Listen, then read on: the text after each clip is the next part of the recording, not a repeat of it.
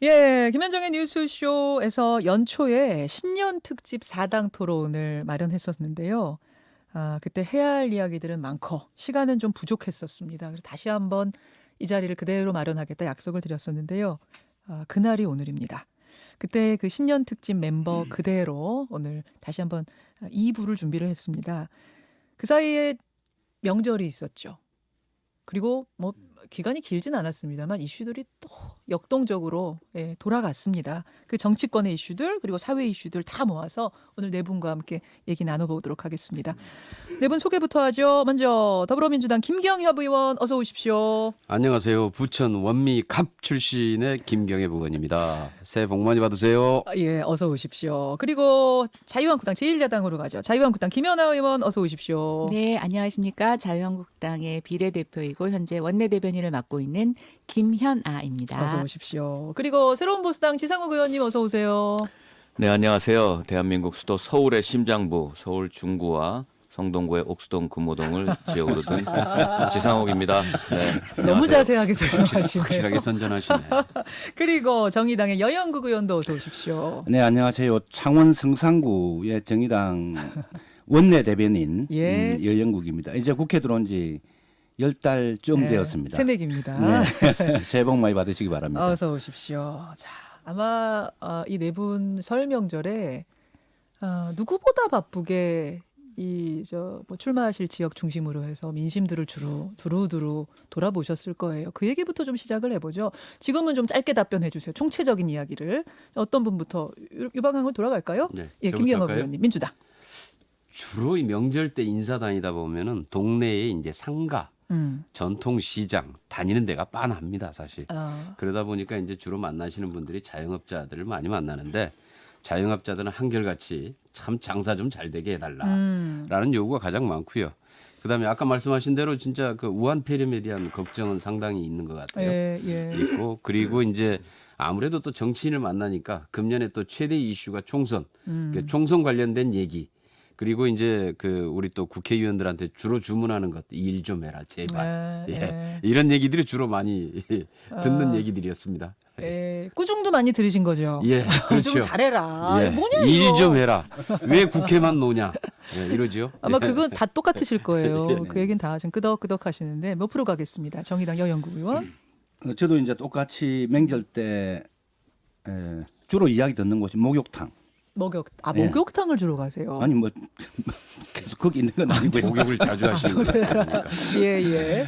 아침 인사 마치고 이제 목욕탕 잠깐 들리면은 예. 거기 이제 운영하시는 분이 쭉 오는 손님들 종합적인 이야기를 쫙 정리해서 정리해서 예. 많은 분들이 오고 가시는 곳이니까. 전해주는데 주로 아픈 이야기 참 많이 하죠. 먹고 사는 이야기 너무 힘들다는 이야기. 예. 지금 와 이 나라가 시끄럽노. 요런 이야기. 그리고 상가뿐만 아니고 저는 이제 공단에 노동조합도 없고 작은 공장들이 밀집돼 있는 예. 거기에 함께 밥을 먹는 공동식당 같은 데 있습니다. 그 사실 우리 지역구 사람 별로 없어요. 예. 그럼에도 거기 가서 이제 인사드리고 사람들이 잘 안 가거든요. 쭉 그 보면은 중소기업 사장들 지나가면서 이제 그 하소연도 좀 듣고 특히 이제 식당 하시는 분 이제 같이 밥 먹고 운영자에게 쭉 물어보면은 식수 인원이 너무 줄었다. 인원이 너무 줄었다. 그렇죠. 그래서 공단의 경기를 몸소 제가 이제 체감할 수 있는 예. 좀 그런 좀 기회였고 그다음에 이제 정치에 대해서는 특히 이제 조국 국면부터 지금까지 이제 검찰과 청와대 간의 이 싸움, 충돌. 예.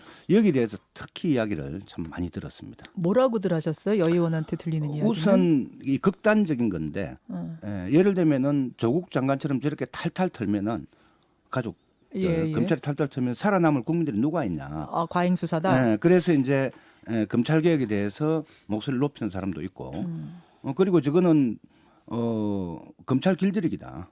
권력을 향해서 뭔가 잘못된 비리를 수사하는데 저렇게 막 그 인사 문제라든지 이렇게 해버리면 저 검찰 길들이기 저게 뭐냐. 뭐 이렇게 해서 문재인 정부에 대해서 비판하는 이게 굉장히 팽팽하게. 그 이야기는 아마 잠시 뒤에 좀 네. 집중적으로 해보게 될 텐데 네, 역시 네. 그 얘기 여론 청취하고 오셨군요. 네네. 알겠습니다. 옆으로 가겠습니다. 새로운 보수당 지상욱 의원. 예, 만나는 주민 여러분의 대부분들이 도대체 나라가 이게 뭐냐?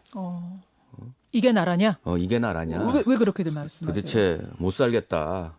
갈아보자. 너네는 도대체 뭐 하고 있냐? 이런 질타를 많이 하셨는데요. 국민이 먹고 사는 경제 문제, 도대체 이렇게 어려울 수가 있냐? 또 안보 문제, 죽고 사는 문제죠, 국민이. 이것도 왜 이렇게 엉망이냐?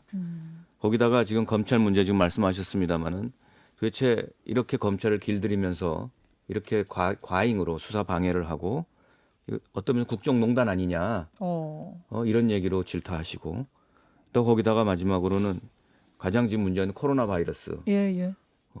물론 정부가 나서서 해야 될 문제긴 하지만 야당은 도대체 뭘 하고 있길래 이렇게 나라가 이런 전염병으로부터 속수무책으로 뚫리고 하는데 뭘 하고 있냐 질타가 많으셨습니다. 거기에 대해서 뭐 죄송하다는 말씀을 드리고요. 도대체 너희는 뭐하냐 이런 질문에 대해서는 앞으로 좀 더 내려놓고 바뀌면서 더 변화의 모습으로 국민 편에 서서 열심히 일하겠다는 말씀을 드립니다. 자, 김연아 의원은 어떤 민심들 청취하셨어요? 네, 그러니까 저는 올해 처음으로 이제 올해 총선을 준비하는 지역에서 네, 명절을 보냈습니다. 그래서 그동안은 좀 이렇게 광범위한 얘기를 들었다면 이번에는 좀 지역에 국한된 얘기를 많이 그럼 들었는데요. 어디 일산 쪽 얘기 들으신 네, 거예요? 일산에서 이제 주로 지역 민심을 들었는데 일단 전반적으로 지금 공이 아마 모든 지역에서 경제가 어렵다는 얘기가 가장 공통점인 것 같습니다. 예. 그래서 보통 명절 두고는 대목이라는 게 있는데 이제는 그런 게 없다. 너무 어렵다고 얘기를 하셨고 또 법무부 인사학살에 대해서 법무부가 왜 범죄하고의 전쟁을 하는 게 아니라 검찰하고 전쟁을 하느냐. 인사 학살이라고 지금 표현하셨네요. 네, 그렇게 얘기를 하고 있었고요. 또 공이 부동산 집값 문제도 굉장히 심각했는데 서울의 집값이 오르는 것에 따른 상대적인 박탈감, 특히 일산 지역은 지금 3기 신도시 때문에 많이 어려움을 겪고 있는데 그에 대한 불만도 많이 있었고요. 또 이제 고향 일산 같은 경우에는 민주당 텃밭이다 보니까 지난 연말에 이제 김현미 장관님이 약간 발언으로 실수하신 분들이 있어서 뭐 그 부분에 있어서는 굉장히 지금 현재 여당에 대한 심판 또 불만 이런 것들의 얘기가 굉장히 많았다고 보고 있고요.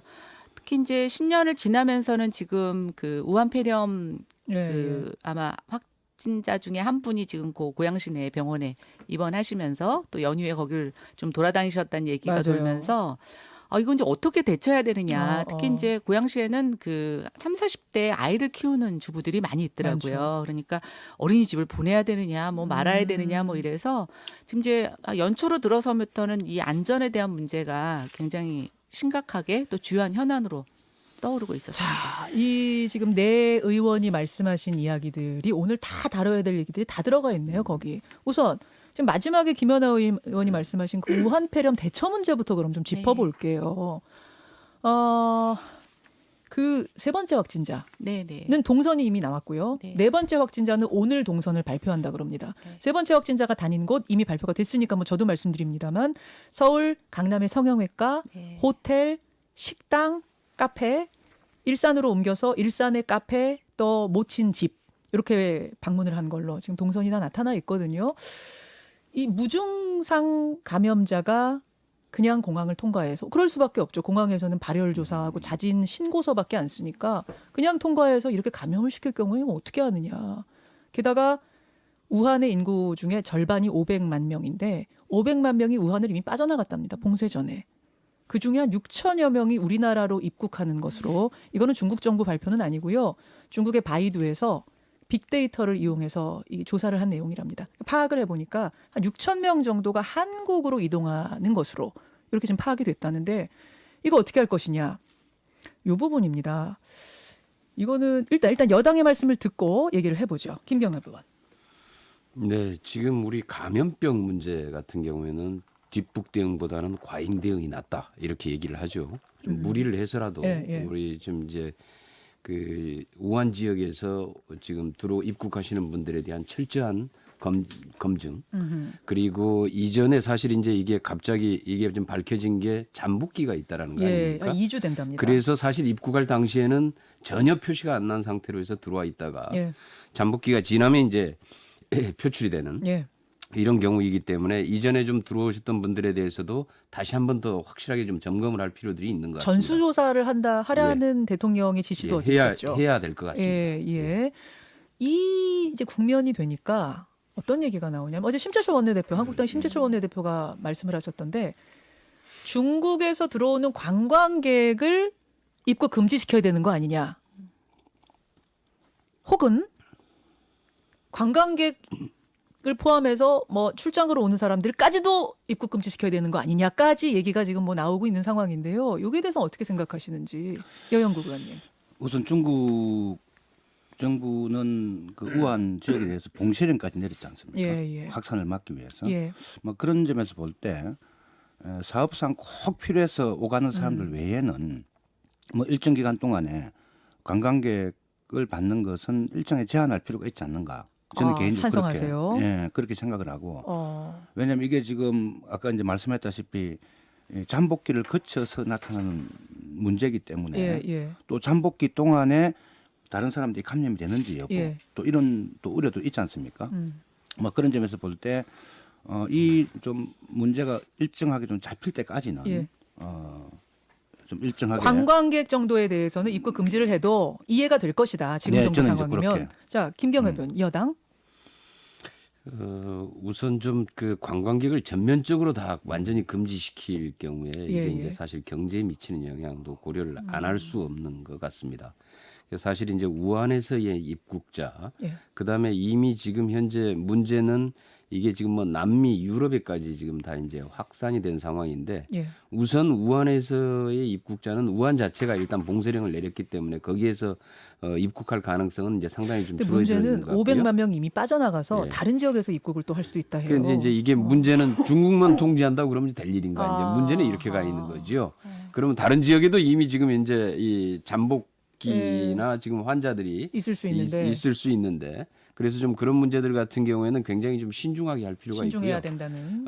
그러나 이제 아무튼 좀 입국 절차에 있어서 보다 좀 명확하게 이 검사 부분을 좀 더 강화시켜야 내야 될 필요가 있다라고 생각을 합니다. 네, 김연아 의원님, 한국당. 이미 지금 공항에서 뚫려가지고 확진받은 사례들이 늘어나고 있습니다. 그리고 지금 우한폐렴 같은 경우에는 잠복기에서도 감염이 된다라고 하는 확정은 아닙니다만 하여튼 가능성이 그런 있다. 의견도 지금 얘기되고 있는데 제가 좀 민주당한테 의외스러운 건 아까도 말씀하신 것처럼 뒷북보다는 과잉이 더 낫다라고 얘기를 하셨는데 지금 우한폐렴에 대해서는 글쎄 여당이라서 그러신지 조금 과거보다는 되게 보수적인 입장을 보이신다고 생각이 되는데요.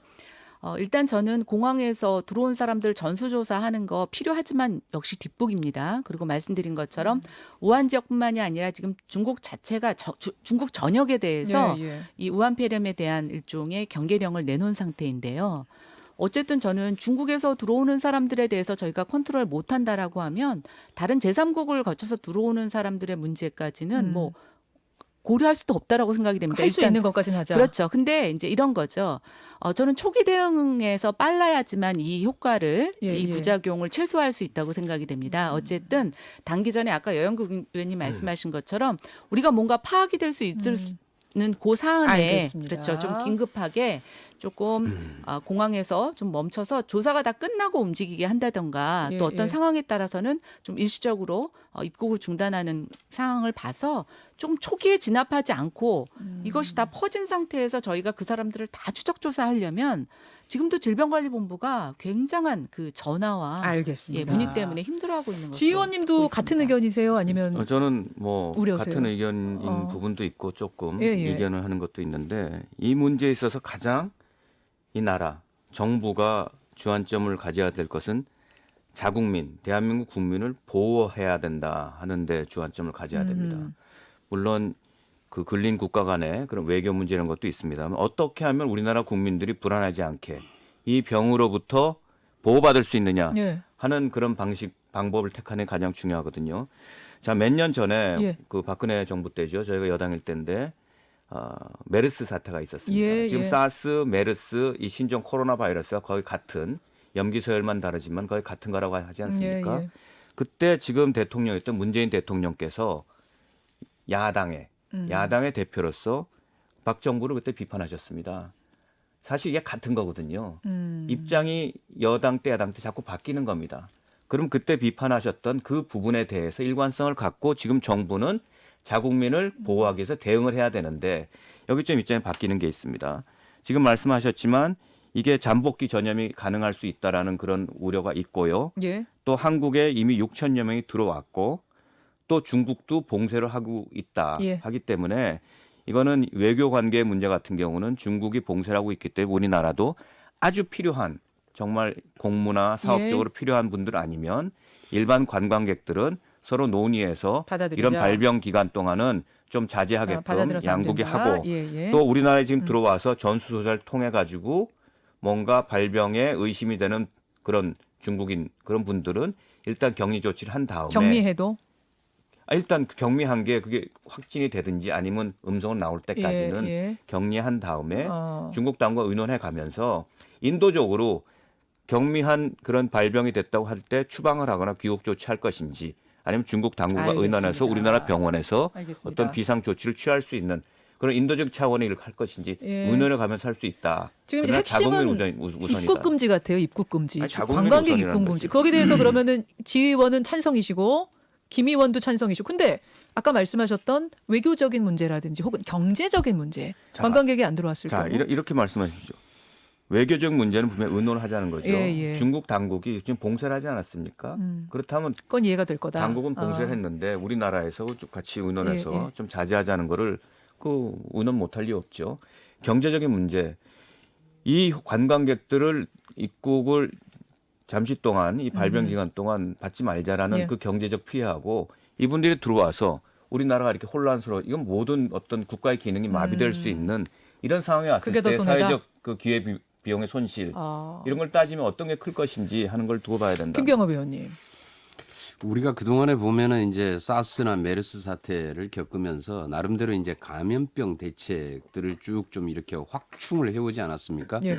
그런데 아직 여전히 좀 부족하죠. 이번에도 지금 당장에 이제 그 입국자들에 대한 추적 인원에서부터 시작해가지고 공항의 검사 인력 문제 여러 가지 좀 문제들이 나타나는 것 같은데요. 그래서 인력이 없으니까 이제 지자체에서 파견 요청도 좀 네. 하고 예. 여기저기서 지금 인력들 다 최대한으로 지금 끌어들여서 하는 것 같은데 정치권에서 할 수 있는 건 그런 것 같아요. 어떤 그 당연히 당위적인 문제를 계속 강조하는 게 중요한 게 아니라 현실적으로 실질적으로 대책이 어떻게 가야 되느냐. 현실적으로 좀 보자. 예. 그 현실적으로 그렇죠. 볼 때 사실은 예. 그래서- 입국 금지까지는 어렵다고 보세요. 그래서 실제로 그 입국 금지가 가져오는 굉장히 큰 파장이 있죠. 어. 아까 지금 말씀드린 대로 이미 이제 그 이 뭐 유럽이나 남미까지 이런 정도까지 해서 퍼져 있는 예, 상황이라고 예. 그러면은 그 입국자들에 대해 전체적으로 이제 사실 그걸 통제하는 것 자체는 사실 쉽지 않은 문제고요. 아까 얘기했듯이 여러 가지 이제 부수적인 부작용들을 낳게 됩니다. 그래서 실질적으로 이러한 이 입국 과정의 그 감염병 검사나 네. 이런 시스템들을 예. 어떻게 좀 제대로 강화시켜서 그거 먼저 해야 된다. 그런 문제들을 해 나갈 것인가. 알겠습니다. 그런데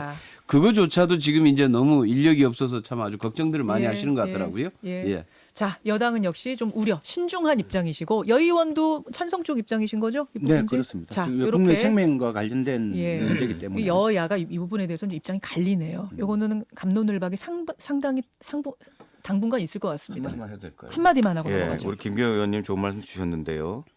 이게 정치권의 현실적 문제를 봐야 된다고 하셨는데 네. 이게 여야가 바뀌면서 저는 계속 목도하고 있거든요. 야당일 때 여당을 공격했던 문제, 여당일 때는 또 입장이 바뀌어서 그걸 방어해야 되는 문제.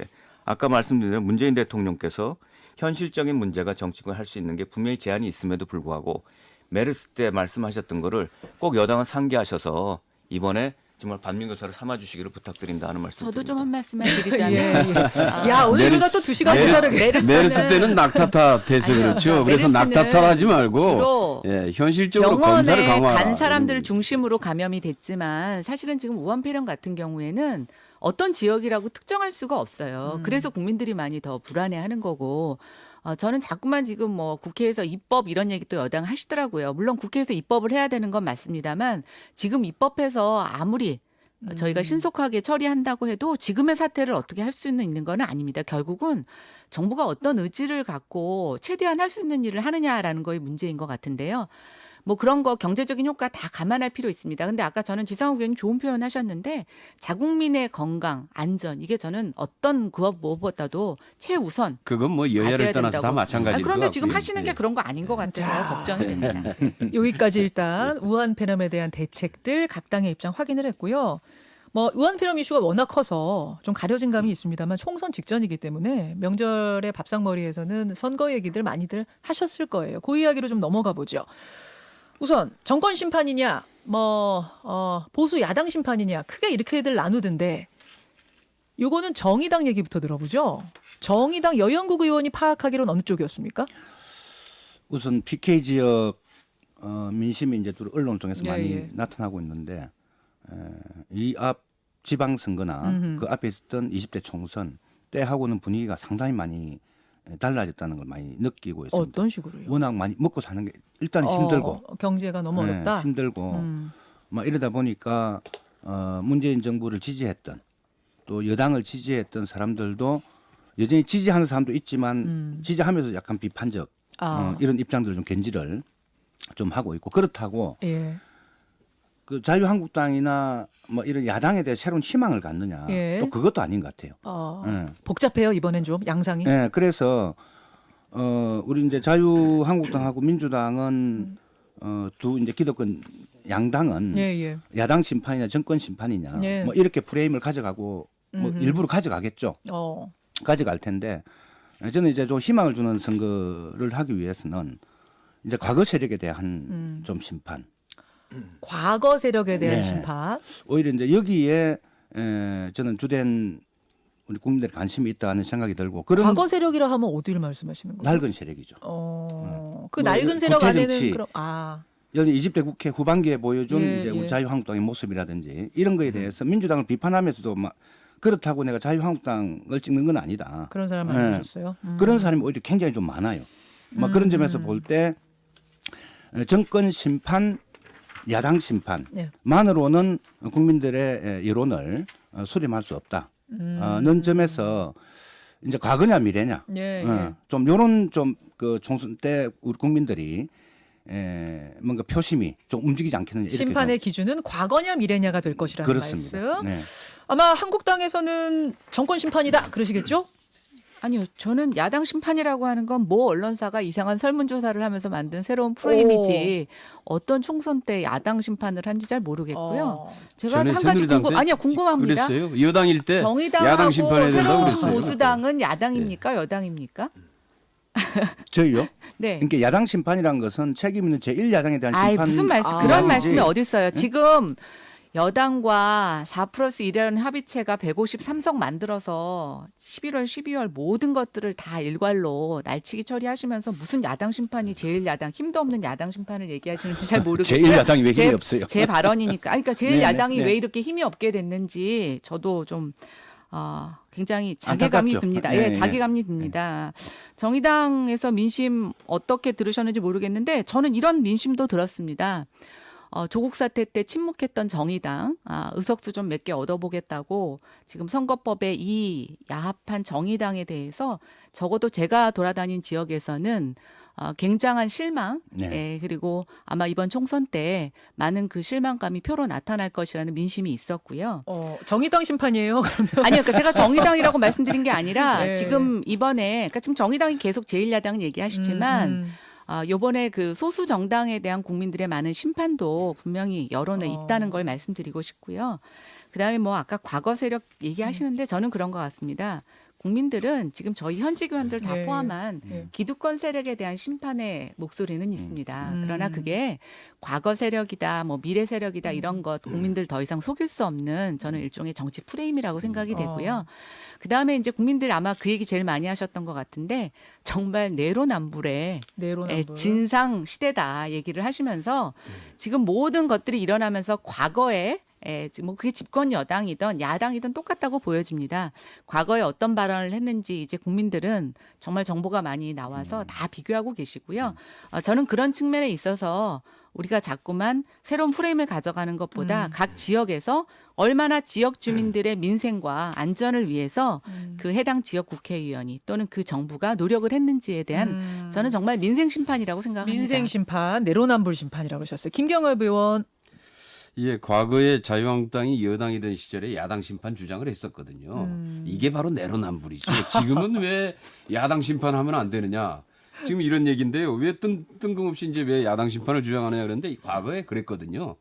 새누리당 시절에 여당으로 있을 때 야당 심판해야 된다고 그렇게 강력하게 주장을 했었어요. 그래서 지금 그런데 똑같이 이제 하시는 지금 그런 건가요? 문제는 아니고 여당이냐 야당이냐 사실은 그런 문제가 아니고 우리는 이상하게 선거만 있으면은 네, 전부 다 정권 심판이에요. 그러니까 지방선거는 사실 지방정부나 지방의회에 대한 심판이지 않습니까?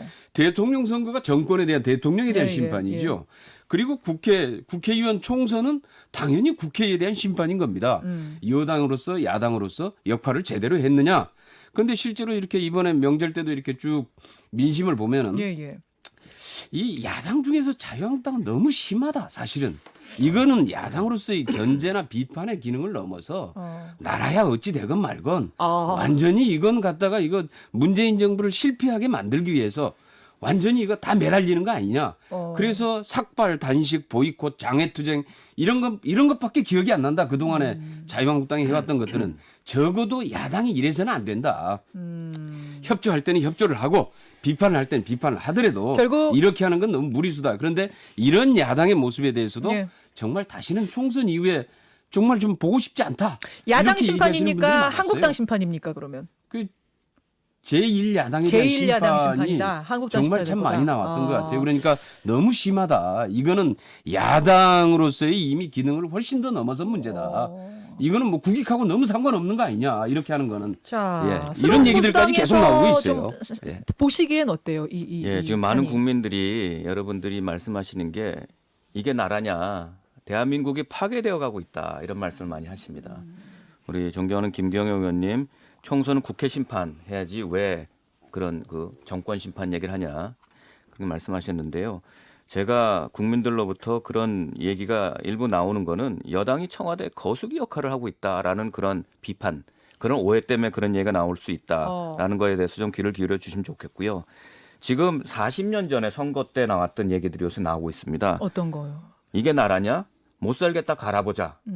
뭘 갈아야 되는 대상은 뭐 각자 국민들께서 다를 수 있습니다만 저는 이 자리에서도 총선의 이슈가 정권 심판이냐 야당 심판이냐 이렇게 프레임을 나눠서 우리가 얘기하는 자체가 국민들 귀에는 굉장히 듣기 거북할 겁니다. 저는요 올바른 국민들이 원하는 대한민국을 만들 것이냐 아니면 못 만들 것이냐 저는 이 프레임으로 선거가 돼야 된다. 비전이 있느냐 없느냐? 예. 우리가 보여드릴 대한민국은 이런 모습이다. 예. 지금 정부 정권이 잘못하고 있기 때문에 이런 모습으로 알겠습니다. 만들어 드려야 된다는 것이 저는 이번 총선에 가장 큰 국민들한테 소구할 수 있는 이슈다. 제가 잠깐만 그렇게 여기서 봅니다. 끊고요. 뭐 각자 보는 말씀 하는 말씀들은 조금씩 다르시지만 결국은 이제 국민들 살기 좋은 뭐 그런 나라를 만들기 위한 선거가 돼야 한다. 그런 기준이 돼야 된다는 데는 다 동의하시는 것 같아요. 그래서 이야기를 조금만 좁혀 보겠습니다. 그 선거 관련해서 이번 설 동안 제일 뜨거웠던 거는 어제 갑자기 터진 그 인재 영입에 관한 이슈가 하나 있었습니다. 요거는요 저희가 중간에 들어야 되는 중간 처리해야 될 부분이 있어서 캠페인 잠깐 듣고 요 인재 영입 특히 민주당 원종건 씨와 관련된 이슈가 있는데 요 얘기는 김경엽 의원한테 설명을 좀 듣겠습니다. 잠깐만요.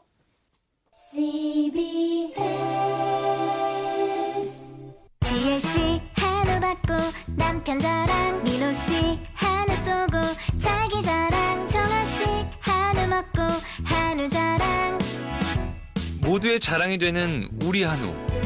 역시 우리 한우답죠?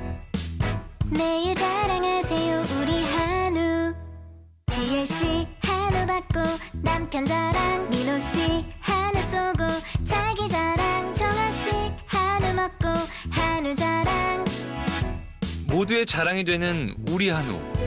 역시 우리 한우답죠? 매일 자랑하세요 우리 한우 자, 김현정의 뉴스쇼 설 특집. 민심을 쭉 듣고 온 4당의 의원들과 4명의 의원들과 지금 함께 민심 토론하고 있는데요. 민주당의 김경협 의원님. 민주당이 인재 영입을 착착착착 잘 하고 있는 걸로 보였는데 어제 갑자기 2호 인재죠. 원종건 씨가 인터넷 실시간 검색어에 지금까지도 오르고 있습니다. 이유가 뭔가 보니 2호 인재로 영입된 그 원종건 청년이죠. 원종건 씨의 과거 연인이 한 인터넷 커뮤니티에 글을 올린 겁니다. 본인하고 사귈 때 데이트 폭력이 있었다. 근데 그 내용이 상당히 구체적이고 멍이 든 사진까지 증거로 제시를 하면서 지금 뭐 이슈가 상당히 일파만파 퍼지고 있는 것 같아요. 민주당에서 어떻게 파악하고 계세요? 예, 우선 민주당으로서의 이런 문제가 야기된 것만으로도 사실 당의 입장에서는 굉장히 송구스럽고요. 사실관계를 확인해서 이런 것들이 굉장히 사실이다 그러면은 바로 뭐 영입 취소하거나 이런 조치를 취해야 될 거로 보고 있습니다. 지금 사실관계 파악이 잘 안 되고 있다면서요? 본인하고 뭐 연락이 안 되고 있다 들리던데. 되게 이제 아마 좀 당 차원에서는 충분히 좀 파악을 할 수 있지 않을까 보고 있습니다. 그래서 아마 어제 저도 사실 오늘 아침에 지금 이 얘기를 들었는데요. 예, 그래서 뭐 사실관계나 이런 것들을 전혀 확인을 못 해봤습니다만은 아마 당 차원에서는 충분히 신속하게 사실관계를 파악을 하고 거기에 대한 대응을 해야 될 것으로 보고 있습니다. 이게 결국 박찬주 전 대장 때도 그랬고 인재 영입의 검증 문제가 이게 사실로 이제 밝혀질 경우에 또 다시 한번 불거질 것 같은데 이거는 어느 분이 말씀하시겠어요? 여영국 의원? 이게 이제 선거 때 되면은 이 이벤트식 사실 상업적 이벤트식 인재 영입이 좀 가져온 결과가 아닌가 이렇게 좀 보여지고요. 제가 이제 요번 설명절 때 다니면서 정의당 입당하신 분 중에 이자스민 이야기를 참 많이 이자스민 들었어요. 의원, 예. 전 의원. 예. 이제 불리한데 주변 여론 들어보면 불리한데 왜 그런 분을 영입을 좀 했느냐. 사실은 이제 이주민 활동을 하는 분들의 추천으로 저희 당에 이제 입당을 좀 하셨는데 제가 그런 말씀을 드렸어요. 우리 대한민국 국민들도 외국에 가서 참 많이 사는데 그런 이주민에 대한 차별은 결국 어떻게 보면 외교적 문제일 수도 있고 만약에 우리나라 국민이 외국에서 그런 차별을 당하고 하면 얼마나 우리가 분노를 하느냐. 막 그런 점에서 볼 때 우리 정의당이 그런 문제까지 외면하면은 그런 분들의 권리는 어디가 찾겠느냐. 그래서 우리는 표의 유불리를 떠나서 그런 분들의 권리를 보장하는 게 우리 국민들 전체의 권리를 확장하는 그런 거다. 인재 영입이 그런 기준이 돼야 된다는 그렇습니다. 말씀이죠. 이건 잠깐만요. 김경엽 의원님. 근데 지금 질문도 많이 들어와서 제가 대신 질문을 드리는데 원종건 씨 느낌표 청년으로 알려진 원종건 씨 영입 때는 이런 부분이 혹시 검증이 좀 덜 됐던 건가요? 이제 그런 부분들에 대한 뭐 얘기 자체가 전혀 나온 게 없어서 당에서도 아마 파악을 못했을 그런 것 같고요. 사적인 부분까지는 파악하기 어려웠다. 실질적으로 그게 이제 두 당사자의 문제이기 때문에 이렇게 뭐 과거에 어디서 이렇게 한번 보도라도 된 적이 있거나 이러면은 전체적으로 당에서 좀 스크린을 했을 텐데 일반인이었으니까 이런 경우들까지는 좀 파악을 못했던 것 같습니다. 사실로 파악되면 지금이라도 영입 취소해야 된다는 입장이신 거예요. 이제 그래야 된다고 보고요. 알겠습니다. 자, 이 이야기는 더 크게 하진 않겠습니다. 뒤에 기다리고 있는 이슈가 워낙 커서요. 그 이야기를 좀 먼저 할 텐데 꼭 한 말씀 하시고 싶은 분 계시면 딱 짧게 한 말씀만 하고 넘어갈게요. 어떤 분? 지우 의원님? 예, 우리 여 의원님 말씀하신 대로 이 인재 영입이라는 게 선거 때 굉장히 급조돼서 포장지처럼 쌓는 이런 그러니까 형식에 치우쳐서 내용이 허술해지는 그런 우를 범하는 일들이 종종 있습니다. 그래서 이번에는 뭐 민주당에서 있었던 저 일이 뭐 사실이냐 아니냐 확인되기 이전에 사실 저런 보도가 나온 것만으로도 민주당은 뭐 국민들께 유감과 사과의 뜻을 표시한 다음에 진상은 추후로 돌리는 것이 맞다.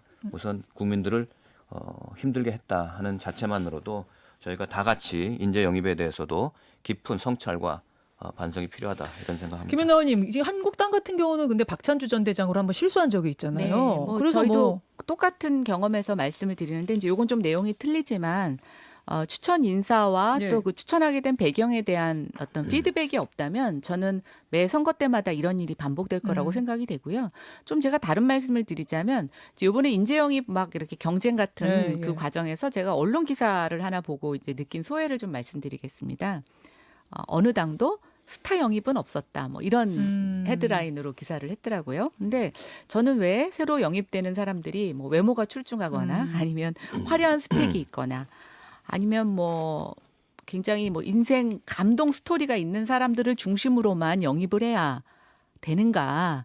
사실은 정치 일선에 보면 묵묵하게 그 지역에서 지역 정치를 하시는 많은 지금 뭐 당원들도 계시고 오래 정치를 하신 분들이 계신데 그런 분들은 소외되고 이런 이벤트성으로 영입되는 사람들 중심으로 공천이 채워지다 보니까 저는 오히려 일하는 정치 그다음에 키워지는 청년 정치인들이 나오기 어려운 구조라고 보고 있습니다. 그래서 이번에 이런 걸 우리가 어떤 경험으로 해서 뭐 민주당도 마찬가지고 다른 정당도 마찬가지라고 생각하는데 너무 이벤트성인 인재 영입에 대해서는 서로 좀 자중하고 이번 기회에 어떤 그런 제도 자체를 조금씩 바꿔나가는 노력을 해야 되지 않을까 생각해 봅니다. 예, 이 이야기는 사실 따로 떼서 해도 저도 좀 이것과 관련해서 한 김경호 말씀만 뒤에 지금 우리 검찰과 추가하면은 청와대 얘기가 준비돼 예. 있어서 좀 짧게. 사실은 이제 선거 때마다 항상 반복되는 인재 예. 영입 문제인데요. 사실 우리나라 정당이 나름대로 좀 시스템이 좀 정착이 되고 나름대로 현대적 정당으로 좀 바뀌어 나가면서 정당 내부에서 끊임없이 검증되고 성장해오는 예, 예. 인재들로 만들어져야 되는 게 정상이라고 그게 생각합니다. 사실은 제일 바람직한 건데 그 이제 쉽지가 그 않죠. 부족함을 채우기 위해서 인재 영입을 하는 건데 가능하면 이후에 갈수록 저는 사실 그래서 당 내부에서 가능하면 발굴하고 뭐 양성을 하는 게 훨씬 더 먼저 선행돼야 될 문제다라고 보고 있습니다. 자, 이 이슈는 조금 더 정보가 들어오는 대로 저희가 전해드리기로 하고 검찰과 청와대 간의 이 충돌, 뭐 국면은 상당히 오래 지속이 되고 있는데요. 여기에 대한 민심도 아까 많이 청취하셨다 그러셨어요. 어떤 분은 이것은 검찰의 정당한 수사를 청와대가 방해하고 있는 거다. 권력이 수사 방해를 하고 있는 거다라는 민심도 있었고 아니다. 검찰이 검찰 개혁에 저항을 하면서 좀 무리한 수사, 과잉 수사를 하고 있는 거다라는 의견도 있었다. 네 분이 골고루 말씀을 해주셨거든요. 요 얘기를 좀 해보죠. 요 얘기 중에서도 설 직전에 터졌던 최강욱 청와대 공직기강 비서관 기소를 둘러싼 공방. 요 얘기 중심으로 아마 얘기가 좀 이루어질 것 같습니다. 윤석열 뭐 상황을 좀 정리해보자면 이성윤 서울중앙지검장이 최강욱 공직기강 비서관 기소에 보류 의견을 내자 송경호 차장이 윤석열 총장의 지시를 받고 불구속 기소를 시켜버린 거죠. 이렇게 되자 최강욱 비서관은 이거는 기소 쿠데타다라는 입장문을 냈습니다. 그리고 이제 알려진 바로는 이성윤 중앙지검장이 추미애 법무부 장관에게 이 사실을 보고했다고 그러죠. 그러면서 이건 또 윤석열 패싱 아니냐. 아니다, 있을 수 있는 일이다. 여러 가지 의견이 오가고 있는 상황. 입장을 어느 분부터 말씀을 하시겠어요? 여당부터 하시겠어요? 예, 김경일 의원님. 예, 우선 이번 그 최강욱 비서관 기소 문제는 법적으로도 위법하지요. 검찰청법에 분명하게 그 지휘권은 지검장이 가지고 있고, 그다음에 지검장이 입장에서 실질적으로 아직 피의자로서의 한 번도 대면 조사도 하지 않았고, 이러한 좀 증거들도 부족한 상황에서 좀 더 수사를 보강을 해서 하라라고 지시를 했던 사안을 할 수 있는 거였다. 예, 지시한 사안을 이걸 갖다 무리하게 인사 발표 30분 전에 기소를 하기 위해서 굉장한 무리수를 둔 겁니다. 무리수를 뒀다. 예, 그것뿐만 아니라 인사가 발표가 됐지만은 문제는 실질적으로 인사가 이루어지는 건 2월 3일인가 이루어지거든요. 그런데 여기에서 또 다른 문제가 뭐냐 하면은 명절 휴가 전에 한 겁니다. 쉽게 얘기하면은 명절 밥상에 올리겠다라는 의도까지 들어있다. 이렇게 보는 거죠. 최강욱 기소권을. 예. 그런 거죠. 검찰이 이렇게 했어야 되겠느냐. 실질적으로 증거로 말하고 수소로 말해야 될 검찰의 모습이 지금까지 계속해서 정치적인 쇼를 자꾸 하려고 한다라는 겁니다. 알겠습니다. 이런 문제들이 계속해서 불거졌고 그래서 이번 기회에 제대로 검찰은 개혁해야 된다. 그건 뭐 수사에 개입하는 건 아니지만 이런 위법적인 절차나 이런 무리한 수사, 정치적인 편향성을 가지고 있는 수사 이런 문제들에 대해서는 명확히 차단을 시켜서 검찰이 더 이상 정치 검찰에서 이 탈피하도록 이제 제대로 개혁해야 된다라고 생각합니다. 지상욱 의원님이 지금 준비하고 계시네요. 예, 저는 그 지난번 우리 정세균 총리가 이제 후보자로 청문회 할 때도 윤석열 사단을 해체하는 인사 이동, 분명히 그걸 제노사이드라고 저는 표현했습니다. 인사 대학살이죠. 이념이나 정치적 성향에 따른. 그리고 그 이후에 있을 200여 명의 차장, 부장 검사들, 중간직들 분명히 그때 얘기를 했는데 2018년 12월에 검찰 인사 규정을 만들었습니다. 대통령령으로 문재인 대통령이. 그래서 최소 보직을 1년 이상 하게끔 만들어 놓은 당사자를 못하니까 직제 개편을 해가지고 이번에 통과를 시켰습니다. 이거야말로 설 밥상에 올린 겁니다. 이렇게 우리가 검찰을 개혁하고 있다. 제노사이드를 하면서 그거야말로 올린 거다? 오히려 저는 거꾸로 말씀을 드리고 있고요. 이인영 원내대표가 어저께 말씀하신 걸 보고 제가 좀 귀를 의심했는데 검찰 일은 정부에 맡기고 국회는 민생에 좀 올인해달라. 정부를 믿어달라. 정부가 국민이 믿어주게끔 일을 하고 있지 않습니다. 지금 보십시오. 검찰의 어떤 지휘 체계를 파괴하겠습니다. 이성윤 지금 서울지검장이 총장 패싱했고요. 법무부하고 총장한테 동시에 보고해야 되는 것도 하지 않았습니다. 또 최광욱 그 공직기관 비서관이죠. 조국 전 법무부 장관도 견디지 못했던 기소 후에도 자리를 보존하고 있으면서 이거를 뭐 구데타라고 규정을 지면서 공수처가 생겼으니까 이제 공수처로 윤석열 손보겠다. 이런 얘기를 하는데요. 이렇기 때문에 국민들이 공수처 만들어지는 거를 두려워했고 안 된다고 반대했던 겁니다. 본인이요. 정말 수사를 받고 기소된 사람이 이렇게끔 떠들고 있다는 것 자체가 대한민국이 웃기는 거고요. 또 하나 황운하라는 분이 지금 총선에 나가겠다고 하는데요. 지금 조사를 받고 있는 중 아니겠습니까? 자기는 총선 끝나고 조사를 받겠다고 선언했습니다. 이건 나라가 아니에요. 이건 개판도 이런 개판이 어디 있습니까? 아니 검찰에서 예를 들면 잘못한 사람 피의자를 불러 조사를 하겠다는데 나는 총선 끝나고 받겠다. 국회의원 배지 달고 건드려 봐라. 이런 식의 오만방자한 끝판왕의 어떤 정말 문제를 보이고 있는 검찰 수사 방해다. 수사 방해고요. 이거는요. 수사 방해다. 사법농단을 떠나서 국정농단에 그냥 수사 방해, 사법 방해가 아니고 국정농단에 해당하는 거다. 예, 이 자, 역사에 지금... 정말 뭐 교훈을 잊어서는 안 될 것이다. 여영국 의원님. 우선 이제 한 사건보다도 쭉 많은 분들 하는 이야기가 조국 그 장관 문제부터 지금까지 이렇게 이제 청와대와 검찰이 대립하는 이 국면에 대해서 검찰의 기득권 지키기가 과도하다. 그다음 검찰이 정치를 하고 있다. 정치를 하고 있다. 예. 아까 이제 뭐 밥상머리 설 밥상머리 올리고 이렇게 해서 뭔가 자꾸 이제 검찰의 행위에 대해서 자기들의 정당성 확보하려고 하고 하는 이런 거에 대한 분명한 비판적 입장이 한 측면에 분명히 있고요. 또 한 측면에서는 아까 쭉 이야기 우리 지상욱 의원도 이야기했다시피 이거는 명백히 윤석열 사단에 대한 청와대의 완전 칼 수술하는 수술이다. 예. 이렇게 또 보는 시각이 그 대립을 좀 하고 있어요. 그리고 검찰이 지금까지 한 몇 개월 동안에 계속 청와대를 둘러싼 여기에 집중을 하고 있거든요. 뭐 이런 점에서 볼 때 검찰이 국민들로부터 이래서 검찰이 개혁돼야 된다. 그럼 여영국 의원은 그쪽이라고 보세요. 검찰의 그러니까 청와대 수사 예를 들면 이런 방해라기보다는 거죠. 검찰의 과잉 수사다. 공수처에 대해서 저도 이제 그 실무 대표로 협상 대표로 참여했던 사람인데 공수처에 대해서 나라가 망한다. 그다음에 그 문재인 정부 이 반대파를 제거하기 위한 그런 거 하면서 막 이렇게 이야기를 아까 제가 모욕탕 민심 이야기했지 않습니까? 그래서 제가 이야기를 쭉 합니다. 하면은 굉장히 좀 잘못된 정보 여기에 많이 좀 빠져 있는 거죠. 그래 지금 이제 그 검찰을 바라보는 시각 또 청와대를 바라보는 시각 이게 많은 분들이 가짜 뉴스에 많이 젖어가지고 잘못된 정보에 근거해서 판단하는 것도 참 많이 있다. 한국당은 또 다른 생각이실 것 같아요. 예, 일단 최강욱 비서관 관련된 최근의 일련의 사태를 보면서 저는 청와대 비서관이 이렇게 힘이 센 감투인지 몰랐습니다. 예, 뭐 공수처 언급하면서까지 검찰총장을 협박을 하고 또 지금 대면 조사도 없이 기소했다고 얘기를 하는데 검찰에서 여러 번 소환을 했는데 소환에 응하지 않았다는 사실은 또 좀 가려져 있고요. 또한 참고인이라고 얘기했지만 사실상 피의자였습니다. 저는 그렇게 떳떳하면 당당하게 조사 받고 나서 이런 얘기를 하셔도 될 텐데 조사에 응하지 않고 이런 얘기를 했다는 건 청와대 비서관으로서의 본인의 권력을 조사에 응하지 않은 게 아니라 조사를 한 적이 없다는 거죠. 소환한 적도 없다라는 아닙니다. 게. 불렀는데 본인이 참석 안 했다고 얘기했고요. 검찰 개혁 저는 이게 뭔지 묻고 싶습니다. 일단 수사 독립, 중립성, 정치적이지 않는 게 검찰의 개혁이라고 생각이 됩니다. 즉 과거 정권이 아니라 아니면 지는 정권이 아니라 살아있는 권력에 대해서도 엄정하게 수사할 수 있는 저는 그것이 검찰 개혁이라고 생각이 되고 지금 검찰총장 누가 임명하셨죠? 문 대통령이 극찬하면서 임명하신 윤석열 검찰총장입니다.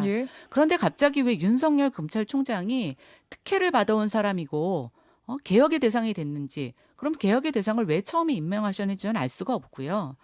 그다음에 지금 뭐가 됐던 간에 수사 기준, 인권보호 기준은 동일해야 되는 거 아닙니까? 왜 조국 장관 가족들만 지하 주차장을 통해서 수사를 받으러 들락날락 해야 되고 나머지 사람들은 포토라인도 없어져서 이제 무작위로 알겠습니다. 노출이 되고 있습니다. 저는 이번 기회를 통해서 그동안 감춰져 있던 공수처의 용도를 예. 정부와 또 청와대가 이번에 저는 실토했다라고 보여지고 있고요. 이러한 사실에 대해서 국민들이 이제는 깨어있고 다 알고 계신다고 생각이 됩니다. 공수처가 이제 악용이 될까 걱정된다는 악용이 지금 아니라 그 원래 화두로- 공수처의 용도가 이거였다라는 것을 스스로 고백한 거죠. 이건 김경엽 의원님 말씀 좀 들어야겠는데요, 민주당. 우선 이번에 검찰 인사에 대해서 보수 야당에서 뭐 검찰 대학살, 수사 방해 이렇게 주장을 하는데요. 우선 사실부터 확인해 보면은 검찰 대학살이면 검찰이 누군가 죽었어야 되는데 아무도 돌아가신 분이 없어요. 그래서 아까 학살은 인사에 아니고. 대한 말씀을 하신 거죠, 예, 진시 의원님. 그다음에 그렇게 이제 액면 그대로 들으시면 지금 수사방해라고 국회의원이라고 하는데 하실 수가 있어요. 실질적으로 수사를 담당했던 그 팀장이나 그 수사 담당했던 검사는 그대로죠. 그러니까 수사는 계속 연속선상에 있고요. 수사 내용에 대해서 어떠한 개입도 하지 않고 있습니다. 그리고 하나는 문제는 살아있는 권력에 대해서 너무 지나치게 저기 하는 거 아니냐. 근데 요즘은 예전하고 지금 다르게 예. 검찰의 모습이 과거에는 김기춘 사단, 우병우 사단 이러지 예, 않았습니까? 예. 그래서 BBK 수사나 그다음에 그 뭐 청와대 문고리 3인방 수사 이런 거 다 봐주게 하고 실질적으로 수사도 안 하고 이렇게 해서 넘어갔는데 실질적으로 이 목줄을 다 풀어준 거죠. 정치권에서 청와대에서 독립시켜 주고 나서 그리고 나서 검찰의 모습을 한번 보십시오. 그러니까 이제 목줄이 풀려 있는데 그러니까 이제 지금 이제 칼자루는 사실 검찰이 쥐고 있는 겁니다. 예, 예. 그리고 청와대가 칼날을 쥐고 있는 형국이에요. 그러니까 법무부 장관도 100여 차례 이상 압수수색을 하고 예. 그것도 그 뭐 자녀 무슨 그 저 알바 시간 문제 뭐 표창장 문제 이런 걸로 해서 과연 대한민국의 대검이 이 어마어마한 수사 인력을 다 포함해서 그게 100여 차례 이상의 압수수색을 하면서 이렇게 수사할 사안인가? 문제는 좋다 이겁니다. 그 하려면 다 하자. 그러면은 나경원 대표에 대한 의혹에 대해서도 이거보다 훨씬 더 심각한 문제인데 했어야 된다는 겁니다. 왜 선택적으로 하느냐? 그다음에 페트 폭력에 대해서도 자. 지금 야당에 대해서도 제대로 수사를 했어야 아니 된다. 무슨 즉, 조국 다시 장관의 말해서 혐의를 형평성의 입시 문제라 부정 정도로만 이겁니다. 얘기하시는데요. 아니 제 얘기 사모펀드 들어보세요. 제 수사 얘기 더 들어보세요. 중요합니다. 아니 제 얘기 그리고 들어보세요. 그 저기 수사 검찰이 개입, 이런 감찰 법을 무마 자, 왜 이런 김의원님 것들은 말씀 김연아 의원님 쓰시나요? 듣고 김연아 의원님 제 넘기겠습니다. 얘기 듣고 말씀하세요. 아니 무슨 말 같은 얘기를 하셔야지 끝까지 들어드리죠. 아니 말씀을 듣고 하세요. 그러니까. 자, 김 의원님 그러니까 다음 나경원 말씀 대표에 대한 수사나 검찰 학살로 누가 죽었냐고요? 검찰 페트 아니 저기 국회 페트 폭력 사태에 대한 수사를 보시라는 겁니다. 어떤 수사는 봐주게 하고 어떤 수사는 페트 수사에 집요하게 민주당 무리하게 하고 지도부도 있고. 그래서 굉장히 많이 자, 그런 봐줬습니다. 수사의 기준이나 이런 걸 형평성 있게 공정하게 집행을 해야 된다는 자, 얘기고요. 형평성이 알겠습니다. 문제가 지금 아니라 기준을 이런 측면으로- 동일하게 적용하세요. 자, 제가 기준을. 좀 김연아 나서겠습니다. 의원님, 시간이 제가 김경엽 말씀 의원님. 중이잖아요. 제 얘기 제가 끝나고 한 하셔도 말씀 됩니다. 할게요. 자, 1분 30초 남았기 그렇게까지 때문에 하실 필요 없지 않습니까? 토론하는데. 30초씩만 아, 얘기를 하는데 그렇게 드리겠습니다. 방해를 할 필요는 없잖아요. 자, 똑바른 얘기를 30초씩 하십시오. 옳은 얘기를 하세요. 지금 하고 있는 김연아 네. 의원님이 무리한 얘기인 겁니다. 그리고 토론의 예의에도 맞지 않아요. 자, 김 의원님 그게 뭡니까 그게? 두 김 의원님께 제가 토론 좀 얘기하고 있는데 그렇게 끼어들어서 말씀드리겠습니다. 그렇게 방해하면 되겠어요? 자, 김경엽 의원님 잠시만요. 지금 시간이 김연아 의원님 그런 분 아닌 줄 알았더니 아주 심하시네. 자, 제가 좀 정리하겠습니다. 그 정도 하고. 그 두 분의 진행. 그 관련해서는 좀 네. 방송 후에 더 말씀을 좀 나누도록 하고 일단 시간이 지금 1분밖에 남지 않았습니다. 정규 방송 시간이요. 그래서 20초씩 마무리 발언 하고 끝내야 될 것 같습니다. 여영국 의원부터. 우선 이 검찰 주제에서 마무리 발언하려고 하니까 그렇죠. 참 좀 그런데 이번 이제 검찰 문제를 지금 양당이 지금 여러 가지 두고 막 이러는데 아까 최강욱 비서관의 그 공수처 언급은 사실 부적절한 좀 발언이었다. 이게 자칫 잘못하면은 이제 지금 공수처 설치에 대해서 마치 어떤 거 좀 비판하고 있는 자. 그런데 힘을 실어줄 가능성이 있고 뭐좀 발언 신중해야 된다 생각이고 17대 국회 때 정의당이 민주노동당이 네, 10석의 의석을 가지고 잠시만요. 대한민국 복지 여 시대를 의원님. 열었습니다. 야, 지금 이거 시간이요. 제가 네. 오늘 1시간을 넉넉히 준비했는데도 워낙 이슈가 뜨겁다 보니까 지금 마무리가 안 되는데 잠시 후 저희가 댓글쇼로 요 이야기들을 잠깐만 더 나누고 마지막 인사를 하는 것으로 하겠습니다. 일단 본 방송은 여기서 인사를 나누겠습니다. 네 분 의원 오늘 고맙습니다. 네, 네, 수고하셨습니다. 고맙습니다. 네, 김경엽, 김현아, 지상욱, 여영국 의원이었습니다. 포인트 임플란트? 써보면 알게 되는 포인트의 기술. 포인트 임플란트가 좋습니다. 특허받은 포인트 임플란트의 우수한 기술로 단단하고 오래갑니다. 이것이 바로 핵심 포인트 임플란트. 골질이 좋지 않은 노인, 여성분에게 좋습니다. 본 광고는 의료기기 광고입니다. 마트에 가도 약국에 가도 웰키스 황사 마스크 식약처가 국내 제조 웰킵스 황사 마스크 웰키스 황사 마스크 황사 마스크는 웰키스 좋아요. 먼지 꺼 황사 꼭꼭 웰킵스 노노노 바디바디 노바디 체어 허리 건강 척추 건강 노노노 바디바디 노바디 체어 3분할 좌판으로 스스로 바른 자세 내 몸을 아는 의자 노바디 체어. 자, 예, 생방송 토론 여기서 마치고요. 유튜브로 조금 더 이어가죠. 함께해 주신 여러분 고맙습니다. CBS 자, 바로 이어가겠습니다. 예, 이제는 뭐 시간이 좀 자유로우니까요. 제가 조금만 천천히 말씀을 드리죠. 오늘 본방송 마지막에는 너무 정신이 없어가지고 일단 김경호 의원하고 김연아 의원 두 분이 조금 지금 격앙돼 있는 상태셔가지고 조금만 흥분을 가라앉히시고 이게 뭐 방송에서 토론 대표자 자격으로 토론을 하시다 보면은 조금 격해지실 수는 있는데 김연아 의원님. 제가 뭐 약간 불쾌하셨다면 제가 이 자리를 통해서 사과를 하겠습니다. 평상시에 굉장히 인자하셔서 제가 정치 경험도 많으셔서 사실은 이제 아까 검찰 내학살을 통해서 아무도 죽지 않았다는 말씀에 제가 사실은 조금 흥분했습니다. 그래서 이게 토론을 하는 데서 그렇게 얘기를 하시니까 정말 좀 어떤 말씀을 드려야 될지 제가 잘 몰랐고 조금 감정적으로. 네, 그다음에 이제 조국 장관 관련해서도 지금 잠깐 드러난 것은 뭐 입시 부정에서 서류 위조 얘기를 하고 또 뭐 나경원 대표 이렇게 각지 끌고 와서 얘기를 하시는데 저는 정말 그거는 본질을 흐리는 거라고 생각이 됩니다. 지금 조국 장관의 혐의는 사모펀드, 그다음에 본인이 민정수석일 때 감찰 무마, 그다음에 선거 개입 등등 사실은 굉장히 많은 이슈가 있는데 그걸 갖고 지금 야당의 국회의원 하나를 이렇게 엮어서 근데 그 김경호 의원뿐만이 아니라 모든 민주당 의원들이 조국 장관 얘기를 나오면 나경원 대표를 끼워서 그렇게 얘기를 하시더라고요. 그래서 저는 그 부분에 있어서 약간 지금 본질을 흐리는 것 같아서 짧은 대화 시간에 제가 좀 그거를 이렇게 가로막는 차원에서 말씀을 드렸는데 불쾌하셨다면 이해해 주시기 바랍니다. 자, 뭐 이야기가 이렇게 나왔으니까 계속 이어가 보죠. 본방송 김현정의 뉴스쇼 본방송은 생방송 시간이 정해져 있습니다. 저희가 딱 세팅된 시간이 초까지 정해져 있기 때문에 마지막에 토론이 뜨거워졌는데 어쩔 수 없이 제가 끝냈고요. 유튜브 댓글쇼로 이 토론을 조금 더 이어가고 나서 오늘 원래 준비됐던 댓글쇼를 하도록 하죠. 김경호 의원님, 아까 제 말씀을 네 분이 뜨겁게 하시다가 중단됐던 게 뭐냐면 바로 이겁니다. 이 댓글쇼부터 들으시는 분들을 위해서 좀 설명을 드리자면 설 직전에 최강욱 청와대 공직기강 비서관이 불구속 기소가 됐습니다. 그런데 이 기소 과정에서 이성윤 서울중앙지검장이 요즘 보류해라, 다시 검토를 해라 의견이 나오자 그 밑에 송병호 차장이 윤석열 검찰총장의 지시를 받아서 기소를 한 거죠. 그러자 이성윤 서울중앙지검장이 추미애 법무부 장관한테 바로 또 보고를 합니다. 그러니까 이쪽에도 패싱이 일어나고 저쪽에도 패싱이 일어났다. 이걸 보는 관점들이 좀 엇갈리는 겁니다. 한쪽에서는 이거는 지금 청와대가 계속해서 수사 방해를 하고 있는 거다. 검찰의 독립성을 해치고 있는 거다라는 주장이고 다른 한쪽에서는 이거는 청와대가 지금 검찰 길들이게 하고 있는 거다. 아니군요. 이 같은 얘기고요.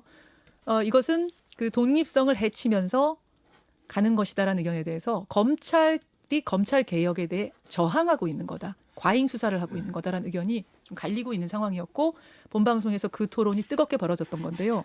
김경협 의원님, 왜 자꾸 조국 장관 얘기 그 조국 장관과 둘러싼 이야기들이 나오면 나경원 원내대표를 끌어들이느냐. 이거는 본질을 흐리는 거다라는 김연아 의원의 말을 좀 받아주시죠. 우선 검찰이 법을 집행을 하는 데 있어서는 철저하게 공정성, 형평성에 맞아야 합니다. 그러니까 지금도 이제 우리 조국 수사에 대해서도 여러 사실 이번에 국민들께서도 도덕적인 문제와 형사처벌의 문제를 정확히 구분을 할 필요가 있고요. 만약에 이 정도의 수준에 대해서 강력하게 형사처벌이 필요하다 그러면은 예. 이러한 비슷한 모든 문제들에 대해서 사실은 형사처벌 절차가 들어가야 되는 거죠. 그게 법의 기준이라는 겁니다. 예. 그래서 검찰이 적어도 법을 집행을 하는 데 있어서 그러한 일정한 똑같은 기준을 같이 적용을 해야 된다라는 얘기고요. 예. 그래서 이제 거기에 대한 나경원 원내대표나 페트 폭력에 대한 수사 이런 부분들에 대해서도 이제 말씀을 드렸던 것이고요. 그다음에 아까 뭐 대학살이라는 용어는 좀 용어 자체가 좀 너무 심하다. 이 사실 그런 문제를 지적하고 싶었는데 그래서 죽은 사람 아무도 없습니다. 이제 이렇게 표현을 했던 건데요. 예. 그 뭐 그 대학살이라는 용어 자체가 이번에 검찰 인사 문제에 대해서 이제 그런 거 아닙니까? 왜 거기에 있는 그 요직에 있었던 사람들을 다 이제 어디 지방으로 보내느냐? 이러는데 아까도 말씀드렸다시피 실질적으로 수사 실무팀장이나 수사 검사는 그대로 유지를 했습니다. 그리고 그 위에 지휘 라인에 있는데 문제는 예. 검찰 내부에서도 계속 제기되고 있는 문제들이 뭐냐면은 검찰 내부에도 흑수저와 금수저가 있다 그럽니다. 그래서 금수저는 계속 꼭보직만 차지하고 있고 흑수저는 맨날 그냥 갖다 한직들만 돌고 있고. 그 이번에 조국 전 장관 그래서- 수사했던 사람들은 다 금수저예요? 그래서 이게 문제가 그동안에 계속 문제가 됐던 게 예. 이게 무슨 사단, 예. 그 무슨 특정 인맥 중심으로 해서 검찰의 꽃보직은 계속 독점을 하고 계속 그 자리 계속 하고 있는 사람만 계속 하고 이게 인사가 이게 공평한 거냐 이런 문제들이 제기됐던 문제들이고요. 그래서 이번에는 적어도 그 검사들 중에서 인권 보호에 앞장서고 그 형사부나 공판부 예. 이 그동안에 한직에 있던 검사들 중에서도 성실하게 일하고 열심히 해왔던 예. 이런 분들에 대해서는 그만큼 요직에 등용을 하고 대학살이 아니라 오히려 정당한 인사, 그렇죠. 과거 인사 관행을 바로잡는 인사였다. 지금 그 이게- 말씀하고 싶으신 이게 거죠? 금수저만 계속 금수저 꽃보직에만 놔두는 게 이게 정당한 인사가 아니라는 자, 거죠. 기존의 인사 방식에 문제가 있었다는 겁니다. 새로운 보수당 지상욱 의원님. 제가 좀 반박을 안 할 수가 없고 조금 놀랍는데요.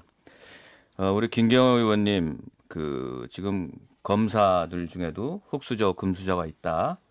그래서 고생한 사람을 좀 기용을 하고 또 그동안 금수저 산 사람은 또 지방으로 보낼 수 있다는 말씀하신. 예. 그럴 수 있습니다. 당연히 인사는 그렇게 공정하게 할 수 있죠. 근데 문제는요. 본인들이 스스로 만들어놓은 검찰 인사 규정 2018년 집권한 이후 12월에 만든 겁니다. 대통령령으로 문재인 예. 대통령께서. 그 내용 뭐냐면 차장, 부장 검사들은 최소한 그 보직에서 1년간은 일을 하게끔 해야 된다라고 한 거예요. 정실 인사를 맡겠다고 한 것입니다. 예. 이게 이 정권에서 한 거예요. 그러면 지난 여름에 작년 여름 7월 달 8월 달에 정기 인사를 했으니 예. 금년 여름쯤 하면 되는 거거든요. 그런데 그게 그 검찰 인사 규정에 걸려 있으니까 직제 개편안을 만들어서 국무회에 통과시키면서 지금 무리하게 6개월 만에 사람들 다 바꿔버리는 겁니다.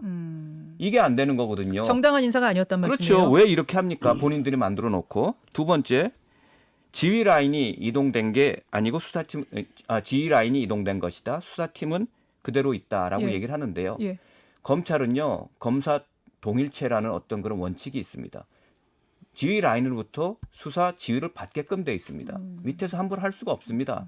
검찰의 수장은 검찰총장입니다. 총장이 기소해라 마라 정할 수 있는 겁니다. 그동안 그렇게 해왔고 직제에 따라서. 아, 패싱이 아니다. 아니, 지검장 그러니까 패싱 아니다. 그동안 검찰총장이 예, 검찰의 수장으로 이거는 기소를 해라 말아라 수사를 해라 말아라 예. 할 수 있는 권한을 가진 게 검찰총장이거든요.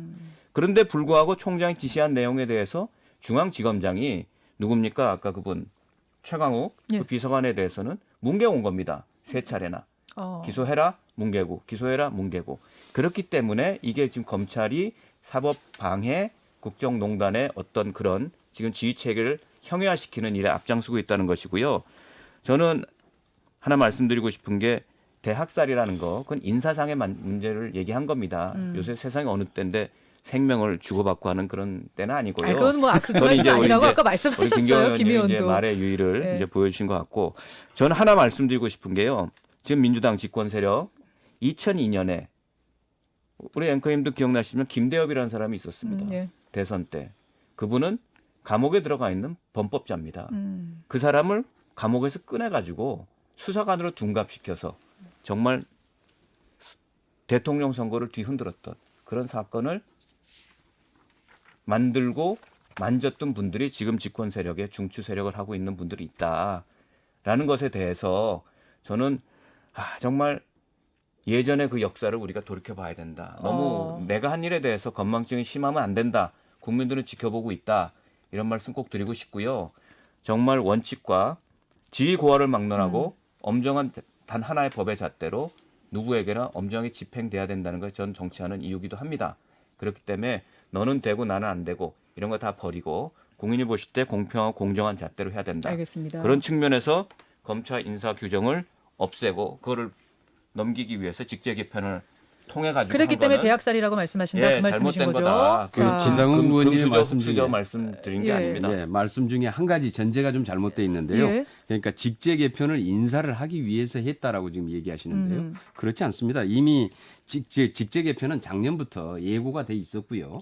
그다음에 공수처 설치, 검경 수사권 조정, 그다음에 직접 수사부서 축소 이런 문제들이 쭉 검찰개혁안으로 진행되면서 추미애 장관이 취임하기 이전부터 훨씬 먼저 전에 직제 개편은 이미 예정이 돼 있었습니다. 그러면 2년을 그래서 인사를 하기 위해서 예. 직제 개편을 했다가 아니라 이미 예정돼 이런 있었다. 검찰 개혁의 큰 틀에서 작년부터 이미 예. 직제 개편은 쭉 준비가 되어 왔던 사안이다라는 것이고 그다음에 잠시만요. 잠깐만. 그 궁금증을 바로바로 좀 해소하는 게 좋을 것 같아서 네. 그러면 그 2년을 다 못 채우고 2년 아니지 1년. 1년을 다 못 채우고 그렇죠. 전 네. 6개월 됐으니까. 그러니까 이런 간 직제 부분에 개편이 대해서. 될 경우에는 예, 예. 1년이 차지 않더라도 실질적으로 인사가 가능하고 이런 직제 개편 자체가 이미 작년부터 예고돼 다 있었다. 예고가 돼 있었기 때문에 인사 개편을 위한 직제 개편이다. 이건 너무 억지라는 거죠. 잠깐만. 그건 사실이 아니고요. 이거는요. 제가 인사 개편을 이렇게 하기 위해서 직제 개편을 했다라고 표현한 게 아니고요. 검찰 인사 규정 본인 스스로들 만들어 놓은 예. 그 규정에 걸려 있으니까 직제 개편 뭐 예전부터 준비를 했든 어쨌든 예. 그런 오해를 피하고자 했다면 이번에는 1년 동안의 보직 규정을 지켜주고 했어야 된다는 말씀 드리는 요번에는 거예요. 예외를 했었어야 예. 오해가 안 됐을 거다. 검찰 인사 규정에 거치니까 직제 개편을 통해서 이렇게 인사를 했기 때문에 정말 도리에 어긋난 그런 인사를 했다. 그래서 학살 얘기가 나오는 것이고요.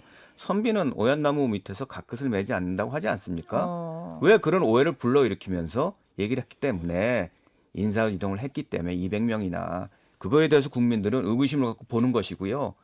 저는 분명히 직제 개편은 이거를 위해서 만들었다고 한 게 아니라 오해를 받고 싶지 않았다면은 예외를 대통령이 했어야 된다. 만들었던 검찰 자, 인사 알겠습니다. 규정을 지켰어야 된다라고 예. 말씀드리고 싶습니다. 뭐 이게 약간 의견이 완전히 갈라지는 거다 보니까 이 여영국 의원은 양쪽 다를 지적하셨기 때문에 하실 말씀 있으세요? 아니 제가 이제 그 뭐 짧은 기간에 검찰 개혁에 또 전면에 섰던 한 사람으로서 예. 쭉 보면 제가 지켜본 것은 그 과정에서 검찰과 예를 들면 자유한국당이 거의 같이 움직인다는 의심을 지울 수가 사실 좀 없었습니다. 검찰과 개혁, 한국당이 검찰 개혁을 반대하는 그런 주장을 가지고 예. 마지막 그 공수처법 할 때도 마찬가지였고 상당한 로비가 들어왔죠. 저는 그런 점에서 볼 때 지금 검찰이나 청와대 간에 하나하나 인사 문제 이런 걸 두고 뭐 이건 저렇고 저건 저렇고 하는 것보다도 이 전체 큰 흐름의 맥이 뭔가 저는 검찰이 자기 기득권을 좀 지키려고 저항하고 있다. 저항하고 있다. 예, 저는 이렇게 검찰의 개혁 저항이다. 그렇습니다. 저는 그렇게 좀 분명히 보고 있고요. 그러면 이제 문제는 그런 거죠. 왜 좀 진작에 정권 초기에 이렇게 좀 하지. 왜 지금에 하느냐. 근데 시기적 문제도 문제제기 하는 사람 참 많아요. 그러니까 저도 오히려 그 점에 대해서는 아쉬움이 상당히 지난 있습니다. 정권 수사할 때는 막 힘을 좀 불어 넣어주더니 왜 이제 이 정권 이제 수사하려니까 힘을 빼느냐 이제 그런 이 의심, 얘기를 지금 이제 그런 한국당에서 의심이 있는 하시잖아요. 거죠. 그런 의심이 있고 그런 점에서 볼 때 좀 정권 초반에 검찰 개혁의 깃발을 좀 확실히 움켜쥐고 그거는 왔으면은 아쉽다. 조금 달랐을 거다는 말씀이고 제가 느끼는 개혁은 그동안 검찰 개혁 매번 실패했지 않습니까? 실패를 해왔기 때문에 이만큼 구부러진 쇠를 다시 바로 세우기 위해서는 반대편으로 좀 많이 좀 더 쉬어야 이 좀 바로 쓴다 생각을 하기 때문에 어찌 보면 국민들이 좀 검찰 인사가 좀 지나치다 막 이렇게 생각하는 측면이 있으리라 보여집니다. 그러나 그것은 검찰 개혁을 위해서는 좀 불가피한 측면이 있다. 저는 이렇게 좀 보고 있습니다. 자, 한국당. 글쎄요, 저는 뭐 요즘 세간에 그런 말이 있더라고요. 조적조, 문정문. 그러니까 조국 장관의 적은 조국 전 장관이고 예전에 이제 트위터에 하도 글을 많이 쓰셔서 근데 조국 장관이 2013년에 올리신 트윗이 굉장히 많이 돌아다니는데요. 윤석열 찍어내기로 청와대와 법무부 장관의 의중은 명백히 드러났다. 수사를 제대로 하는 검사는 어떻게든 자른다는 것. 무엇을 겁내는지 새삼 알겠구나. 예. 조국 장관이 2013년 2013년에 댓글 수사 때 쓴 거군요. 예, 그렇죠. 본인의 트윗에 올리는 건데요. 아까 여영국 의원님 잘 지적하셨습니다. 정권 초기에 검찰 개혁하셨어야죠. 그런데 그때 적폐청산이라는 유혹에 사실은 검찰을 한껏 활용했던 게 문재인 정부입니다. 그리고 와서 이제 와가지고 그 수사의 칼날이 본인들을 향하게 되니까 이제 무슨 밀린 숙제하듯이 지금 개혁이라고 하는 것을 하고 있죠. 저는 분명히 국민들에게 의심받아 마땅하다고 생각이 되고 그 저희도 분명히 있다라고 보여집니다. 아까 이제 인사 대학살이라는 걸 갖고 좀 저한테 너무 과한 말이 아니냐고 말씀하셨는데 그러면 기소 쿠데타라는 단어는 적정한가요? 지금 저희가 정치권뿐만이 아니라 원래 청와대라고 하는 것은 본인들에 대한 권력 수사가 일어나면 청와대나 대통령은 이렇게 얘기하시는 게 맞죠. 어떤 얘기냐? 이것도 역시 문재인 대통령이 야당 대표 시절 때 하신 거더라고요. 대통령으로서 검찰의 진실 규명에 협조하겠다는 것이 필요한데 그게 아니라 지금 철저하게 검찰 조사를 회피하고 있다라고 해서 비난을 하신 게 있습니다. 과거 야당 대표 시절? 예, 그렇죠. 예. 근데 저는 이게 똑같이 적용된다고 보는데 청와대가 억울할 수도 있죠. 그러나 청와대의 입장은 중립적으로 검찰 수사에 대해서 철저하게 협조하겠다. 그리고 진실이 밝혀지기를 바라겠다. 이렇게 얘기하셔야 되는데 지금 문재인 정부는 그렇게 얘기하신 적이 없어요. 지금 최강욱 비서관 같은 경우에는 청와대 대변인이 최강욱 비서관의 대변인인지 변호사인지 분간이 안 될 정도로 굉장히 지금 언론에 개입을 하고 있습니다. 그리고 오히려 사실을 헷갈리게 할 수 있는 발언들을 여러 가지로 하면서 지금 이렇게 개입을 하고 있으니까 그게 수사 방해다, 수사 개입이다라고 하는 비판을 저는 당연히 받을 수밖에 없는 상황이라고 보여지는데 이걸 지금 누가 방해하고 있는 것인가라는 생각이 들면서 저는 그렇게 생각합니다. 지금이라도 청와대는 정말 중립적인 위치로 빠져야 된다고 생각이 됩니다. 본인의 그 직원들이 연루된 거에 대해서는 오히려 엄정하게 수사 받아라. 그리고 야당한테 하시듯이 먼저 가서 조사 받아라. 그렇게 조사 받는데도 무리하게 수사를 한다면 그때는 비난할 수 있죠. 그러나 알겠습니다. 안 하면서 이렇게 하는 것은 도대체 정부 여당이나 청와대가 지금 상황에 대해서 비판의 목소리를 낼 수 있느냐 저는 아니라고 보여집니다. 자, 여기에 대해서 한 번씩 이제 마지막 발언 기회를 김경엽 의원부터 시작해서 쭉 돌고 저희가 한도 끝도 없이 네 분의 발을 잡아둘 수가 없어서 그러면서 마무리 수순으로 가죠. 예, 지금 아마 보수 야당에서 주장하시는 말씀 중에 수사의 독립성 문제와 예. 그다음에 절차의 정당성 문제는 분명히 다른 겁니다. 그것을 같이 혼돈해서 사용을 하시니까 그게 그것처럼 보이는데요. 지금 문재인 대통령에서 살아있는 권력에 대해서 수사하라. 그리고 수사의 독립성은 정확히 보장한다. 그리고 청와대에서 협조할 것이다라고 하는 말씀은 수차례 걸쳐서 거쳤고 그러나 절차의 정당성 명확하게 검찰이지만은 법을 집행을 하는 데 있어서 합법적인 절차를 지켜야 한다. 그다음에 거기에 대해서 그 형평성도 분명히 해서 고려해야 된다. 그래서 법을 집행을 할 때는 공정하게 형평성에 맞게 그리고 절차적으로 정당성을 갖추고 하라는 얘기지 수사의 독립성 자체를 훼손하려고 하는 의지는 전혀 없다는 얘기는 그동안에 수차례에 걸쳐서 말씀을 하셨고 거기에 대해서 전혀 지금의 그거를 혼동하기 시작하면은 그게 그거 아니냐라고 이제 얘기하시는 건데 바로 거기에서 검찰이 무엇이 개혁돼야 되고 검찰은 지금 현재 수사의 독립성은 정확히 보장을 해주는 거 아닙니까? 그리고 검찰이 지켜야 될 문제 그동안에 계속 문제되어 왔습니다만 지금 아까 우리 황운하 청장 얘기도 잠깐 나왔었는데요. 경찰이 수사한 게 옳았느냐 검찰이 수사한 게 옳았느냐 그건 분명히 따져봐야 됩니다. 이걸 근데 검찰만이 수사해서 이것의 수사의 정당성 여부를 판단하는 게 그럼 맞는 건가? 저는 이럴 때 공수처가 필요하다고 봅니다. 그래서 경찰 수사가 옳았는지 검찰이 덮는 수사를 했는지 이건 명확하게 밝혀야 될 문제이고요. 그래서 이런 차원에서 수사기관 간에도 사실 견제와 균형의 원리가 작동을 해야 되고 이래야지 어떤 편파적인 수사나 위법 부당한 수사 이런 수사들을 막을 수 있다. 그리고 그 혜택은 결국은 국민의 인권 보호로 갈 수 있다라는 겁니다. 우리가 지금 검찰 개혁하고자 하는 방향은 바로 그런 국민들이 부당하게 옛날에 계속 얘기 나왔던 유전 유전무죄, 무전유죄 네, 뭐 예. 이런 것에서부터 시작해가지고 그동안의 사법기관의 법 집행에 대해서 얼마나 불신이 알겠습니다. 많았습니까? 그 이런 문제들을 좀 개선해 가자라는 취지죠. 자, 이제 김경엽 의원의 마지막 발언, 마무리 발언이셨고요. 순서대로 돌까요? 아니면 뭐 제가 지그재그로 가볼까요? 그럼 새로운 보수당 지상욱 의원 마무리 발언해 주세요. 인사말 없이 이걸 아니, 아니요. 인사는 따로 할 시간 예. 드릴게요. 글쎄요, 이게 얘기가 계속 그 공방을 통해서 겉도는데요. 저는 이렇게 말씀드리고 싶습니다. 아까 2002년에 김대엽 예. 그 사건을 얘기했는데 저는 그 당시 검찰 개혁이 굉장히 필요하다고 본 사람입니다. 검찰 개혁이 필요 없다라고 얘기하는 것이 아니라 예. 그러나 검찰 개혁은 음흠. 그 기저와 근본이 어디냐면 내가 잘못한 거, 나를 잘못한 것부터 읍참마속해라라는 것에서 출발해야 된다고 생각합니다. 상대방부터 철하라가 돼서는 안 된다. 그렇기 때문에 정말 무능한 민정수석이었던 조국 전 민정수석이 최고의 검찰총장으로 천거했고 검증한 분이 윤석열 총장이고 또 대통령이 국민 앞에서 치하했던 그리고 우리의 환부까지 철저하게 도려내 달라라고 부탁했던 분이 윤석열 총장인데 그 칼날이 본인들한테 다가오니까 지금 굉장히 무리한 방해의 어떤 오해라고 국민들이 받아들여지는 행위를 하고 있는 겁니다. 자, 지금 말씀하셨던 수사의 독립성 인정한다. 그러나 절차의 정당성을 지켜야 된다라고 우리 김경호 의원님 말씀하셨는데요. 맞습니다. 절차의 정당성 지켜야 하죠. 예. 근데 그 절차의 정당성을 지키지 못하게 하려고 하는 것이 지금 인사 이동이라고 저는 보이는 겁니다. 그렇게 국민들은 오해를 살 수 있게끔 오해나무 밑에서 각근을 계속 메고 있는 겁니다. 매일. 그렇기 때문에 이런 일이 생기는 것이고요. 저는 청와대가 아까 김연아 의원님 말씀하셨지만 점점 임기 후반기로 가면 대통령이 당적을 포기하고 무당으로 나오는 그런 이유들이 이런 데 있는 것입니다. 국민의 압력은 한쪽 편을 들지 마라. 우리가 뽑아준 대통령이면 대한민국을 위해서만 정당하고 공정하게 정당성을 지키면 일을 해라라고 하는 것이 오는 거고요. 지금 이 정권이 조국 전 법무부 장관을 사실 차기 대통령 후보로 굉장히 띄우고자 애를 썼던 흔적들이 있다라고 국민들은 보고 있거든요. 근데 이제 조국 이 사태를 겪으면서 윤석열 총장이 등장을 했고 오히려 윤석열 총장이 지금 대통령 후보군에 끼어들어가지고 아, 그래요? 여론조사에 지금 나오고 있어요. 아, 윤석열 총장 넣은 여론조사가 봤습니다. 있어요? 예. 그래서 갑자기 4위인가? 그래요? 이런 아주 아이러니가 있는데 이분도 정치를 하시면 될 분은 아니고요. 이런 정치 게임들이 예.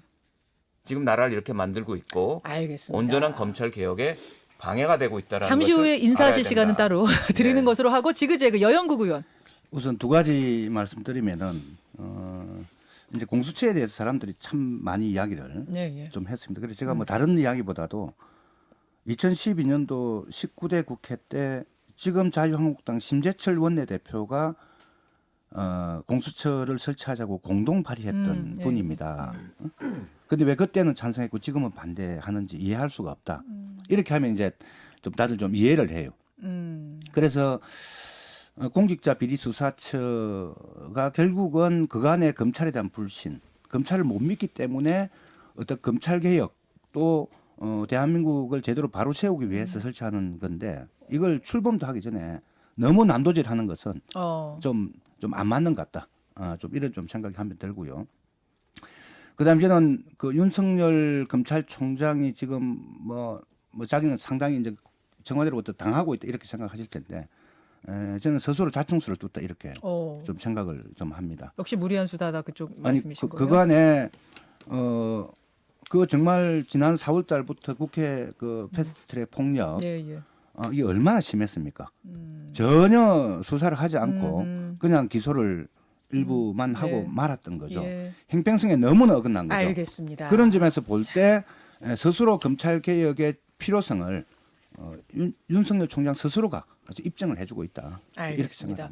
김연아 의원님, 지금 심재철 의원이 예전에 공수처를 공동 발의했는데 왜 말씀이 지금 입장이 달라지신 거냐에 답 주시면서 마무리. 네, 근데 이제 공수처, 고위공직자 비리수사처 국민들이 그 제목만 듣고 저는 그걸 반대하실 분은 아무도 없다고 생각이 됩니다. 예, 그런데 이제 심재철 의원이 아마 예전에 사인하셨는지 아니셨는지 제가 여기서 확인할 방법은 없지만 그걸 100% 믿는다고 하더라도 그때의 공수처법이 검찰이 수사만 인지해도 공수처에 보고해야 되는 내용이 들어가 있었는지 아니면 지금처럼 여당과 4+1 군소정당이 마음만 먹으면 공수처의 구성 인원을 여당이 추천한 인사들로 채울 수 있는 공수처 아니었는지 제가 좀 여쭤보고 싶고요. 국민들은 전체적인 내용에, 그러니까 전체적인 공수처의 취지에 대해서는 공감하지만 지금 집권 여당과 또 군수정당이 무슨 이유에 때문에서 협조하셨는지 모르겠지만 지금 만들어진 그런 괴물 같은 공수처법에 대해서는 저는 국민들은 원하지 않는다고 생각이 됩니다. 그리고 지금 청와대 안에도 특별감찰관을 임명해서 대통령의 측근이라든가 이런 비리를 수사하도록, 조사하도록 되어 있지만 지금 2년이 넘도록 특별감찰관을 임명 안 하고 있습니다. 그럼 국민들 입장에서는 이게 도대체 누구를 위한 개혁이냐. 오히려 정권을 지키고 또 계속 정권을 유지하려고 하는 꼼수가 아니냐. 전 이런 오해 분명히 있을 수 있다고 생각합니다. 자, 이게요. 이제 꼬리에 꼬리를 물고 네 분이 말씀을 하시다 보면 오늘 점심 때까지 해도 이야기가 끝이 안 날 것 같습니다. 아마 이 정도 충분히 지금 한 80분 했거든요. 우리 얘기를. 중간에 뭐 광고도 나가고 했습니다만 이 정도 했으면 들으시면서 우리 청취자들, 시청자들이 어느 정도 마음의 판단을 하셨을 것 같아요. 나름의 판단을 하셨을 것 같고 여러분들 의견은 주시고요. 이제 진짜 인사를 좀 하는데 한 번만 웃어보세요. 오늘 네 분이 와 오늘 이게 사실 신년 특집인데 주제가 주제다 보니까 다들 너무 무거우셨어요. 김경호 의원님 원래 잘 웃으시잖아요. 네, 제가 원래 부드러운 사람이에요. 엄청 부드러우신 분인데. 그런데 첫날 토론에서 화를 내서 죄송합니다. 예. 그리고 이제 오늘 뜨거웠어요. 예, 네. 워낙 오늘 그 토론이 뜨겁게 진행돼서 뜨거웠어요. 그러는데 예. 우리 나라가 이렇게 하나씩 저는 개혁돼가는 과정이다라고 생각을 합니다. 그리고 우리 좀 이렇게 여야 간의 토론의 문화도 그렇고요. 예. 우리 사회 전반의 어떤 이 대화와 토론의 문화 이런 게 대단히 중요하다고 생각하고 저는 이런 게 선진국으로 가는 지름길 우리 지금 다 그거 아니냐 가고 이렇게 있는 보고 거예요. 있습니다. 예, 오늘 토론도 그래서 그런 과정. 항상 좀 존중할 건 존중을 하고 최소한의 배려할 것들은 배려하면서 함께 가는 그런 모습을 가지고 갔으면 좋겠고요. 자 카메라 보면서 한번 인사 마지막 고맙습니다 인사 한번 여러분들. 네. 예. 고맙습니다. 아니요 잠깐 따로 갈게요. 개별샷 잡아드릴게요. 예. 예. 김경호 의원님부터. 예, 금년 반드시 우리의 그 개혁 작업 예. 나라다운 나라가 성공리에 추진될 수 있도록 최선을 다하겠습니다. 감사합니다. 아 큼직하게 잘 나왔습니다 이번에. 여영구 의원님 인사.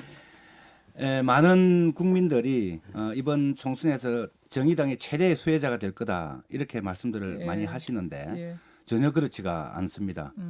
정의당을 많은 사람들이 경계를 좀 하고 있고 경계를? 특히 정의당이 지금 이 기득권 양당 구조 속에서 제3의 세력으로 부상하는 것을 많은 어떤 보수 언론이나 이쪽에서 좀 저지를 하려고 하는 게 아닌가 좀 이런 좀 생각이 듭니다. 그래서 이번 총선에서는 뭐 다른 것보다도 정의당이 원내 교섭단체를 구성하는가 이게 최대 관전 포인트가 될 것이고 정의당이 원내 교섭단체로 되어서 제3의 정치 세력으로 우뚝 설 때 2017년도 2004년도 17대 국회 때 민주노동당 10명의 의원이 무상교육, 무상의료로 대표되는 이른바 대한민국 복지시대를 열었습니다.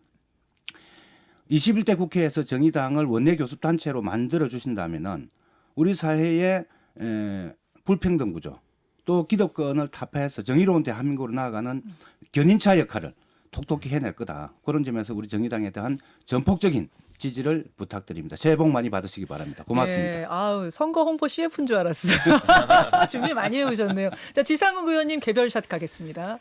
예, 그 마지막으로 검찰 문제를 한마디만 더 첨언해서 말씀을 드리면 지금 요새 항명이라는 단어가 우리나라에 많이 번져 있습니다. 자, 법무부 장관의 뜻을 따르지 않는다 해서 윤석열 총장이 항명하고 있다라고 뒤집어 씌워져 있는데요. 검찰은 법무부와 검찰과의 관계하고 다르게 검찰청은 검사 동일체의 어떤 관행을 가지고 있습니다.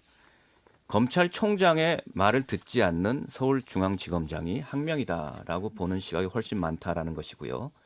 차제에 작년도 예산결산위원회 결산 때 나왔던 검찰의 법무부로부터 예산 독립 문제, 저희가 제가 간사로 있을 때 문제를 삼아가지고 여야 합의한 내용이고요. 이낙연 총리도 국회의 뜻에 따라야 된다라고 약속을 하셨음에도 불구하고 여당이 지금 응하고 있지는 않습니다. 여당도 함께 국회 합의를 따라주시고 정부도 오케이를 한 부분이니까 추미애 법무부는 검찰청 예산을 법무부로 독립하는 그 제도 개선에 정말 적극적으로 나서 주게끔 우리 김경호 의원님 함께 도와주시기를 부탁드리고요. 17개 외청 중에 검찰청만 법무부로부터 예산 독립이 안 돼 있는 겁니다. 그래서 국회가 정한 겁니다. 여야 합의도 한 겁니다. 총리도 오케이 한 겁니다. 지켜주시길 부탁드립니다. 지금 우리는 국민 여러분께 말씀드리면 10대는 꿈이 없고 20대는 답이 없고 30대는 집이 없고 40대는 내가 없고 50대는 일이 없고 60대 이상은 낙이 없는 이런 시대에 살고 있다라고 얘기를 합니다. 어떻게 그걸 다 해요? 준비해 오셨어요. 네. 우리 어머니 아버지가 정말 허리띠를 졸라매고 사셨던 그 시기는 반대였습니다. 10대 꿈을 키웠고 20대 답을 찾았고 30대 작더라도 우리 집을 구했고 40대 내 자신의 정체성을 찾고 50대 가장 활발하게 일을 하고 60대 이상은 내가 키운 자식들로부터 봉양을 받으면서 여생을 즐겼다. 누구의 책임이라고 할 수가 없습니다. 정치권이 국민의 이 마음을 헤아리고 국민의 아픈 그런 시련이 있는 그 마음을 만져드리고 눈물을 닦아드리기 위해서 함께 2020년 경제안에는 힘을 합쳐야 된다. 예. 이런 제안을 드리면서 마무리 드리고자 합니다. 네. 새해 복 많이 받으십시오. 고맙습니다. 김연아 의원의 단독 시작하죠. 네, 문재인 정부가 출범할 때 이게 나라냐라고 하는 국민의 분노를 저는 자양분으로 삼아 출발했다고 생각이 됩니다.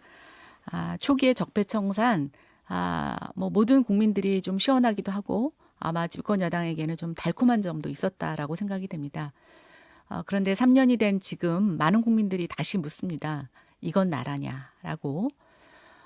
적폐청산에서 시작이 됐지만 그동안 대한민국의 우리 부모 세대 또 우리 세대들이 과거에 쌓았던 모든 노력을 부정하고 지금 마이너스 정치를 하고 있는 문재인 정부에 대해서 국민들의 실망이 저는 굉장히 크다고 생각이 됩니다. 지금이라도 국민의 염원을 좀 다시 기억하시고 우리 정치인들에게 항상 하시는 얘기가 있죠. 초심으로 돌아가라. 저는 초심이 불량한 초심이 아니었다면 다시 지금이라도 초심에 좀 들어갔으면 좋겠다는 생각을 해봅니다. 그래서 저는 올해 지역 주민들에게 그런 문자를 보냈습니다. 올해는 살맛 나는 경제, 또 살아나는 경제, 또 살맛 나는 정치 이런 대한민국 만들어 드리겠다고 제가 문자를 보내드렸는데 올해 좀 대한민국 경제가 살아났으면 좋겠습니다. 그리고 정치, 사회 모든 분야에서 국민들이 좀 살맛 나는 세상이 됐으면 좋겠다는 염원 시청자 여러분들에게 드리면서 오늘 저는 마지막 인사드리겠습니다. 자, 이렇게 네 분. 9시 반이에요, 지금. 근데 댓글쇼 그러니까 유튜브로 하니까 조금 마음 편안하시죠? 똑같습니다. 똑같아요. 저는 좀 편안했어요. 아까 시간에 하도 쫓겨가지고 네 분 정말 감사드리는 게 여러분 총선 얼마 앞두고는 정말 바쁘세요. 국회의원들이 정말 바빠서 아침에 이렇게 시간 내서 방송을 하는 게 쉬운 일이 아니실 텐데 네 분이 다 흔쾌히 오늘 2탄에도 응해주셔서 네 분과 함께 오늘 충분히 좀 발언 기회 드리려고 댓글쇼까지 쭉 네 분과 저는 함께 촌에서 했습니다. 올라왔습니다. 촌에서 일부러 올라왔어요. 여기 의원님 고생하셨어요. 다시 한번 감사드리고요. 민주당 김경엽 의원, 한국당 김연아 의원, 새로운 보수당 지상욱 의원, 정의당 여영국 의원까지 새해 복 많이 받으시기를 저도 기원하겠습니다. 새 표 많이 받으세요. 제가 그 얘기하면 큰일 나요. 새해 복 많이 받으시는 것으로. 그리고 다음에 또 기회가 있으면 우리 네 당 또 토론 한번 마련되면 또 이 멤버 모실게요. 김경엽 의원님 괜찮으시죠? 네. 가시면서 우리 김경엽 의원, 김연아 의원은 크게 악수 한번 하시고 그렇게 가시기 바랍니다. 네 분 고맙습니다. 네, 예, 감사합니다. 감사합니다. 고맙습니다. 김현정의 뉴스쇼는 청취자 여러분의 참여로 이루어집니다. 트위터, 페이스북, 레인보우 게시판, 그리고 단문 50원, 장문 100원의 유료 문자 샵 1212, 우물정 1212 통해 참여하실 수 있습니다. 김현정의 뉴스쇼, 여러분과 함께 만듭니다.